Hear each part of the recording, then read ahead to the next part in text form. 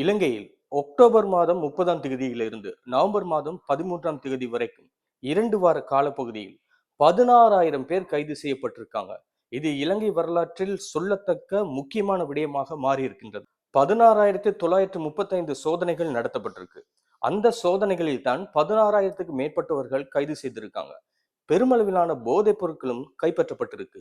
இதன்போது 110 kilo heroin போதைப் பொருட்களும் 600 கிலோ ஐஸ் போதைப் பொருட்களும் 10 கிராம் கொக்கைன் போதைப் பொருட்களும் 458 கிலோ கஞ்சா போதைப் பொருட்களும் கைப்பற்றப்பட்டிருக்கு. இது மட்டும் இல்லைங்க, 10,15,632 கஞ்சா செடிகளும் நிறைய விவசாயம் செய்திருக்காங்க போல கைப்பற்றப்பட்டிருக்கு.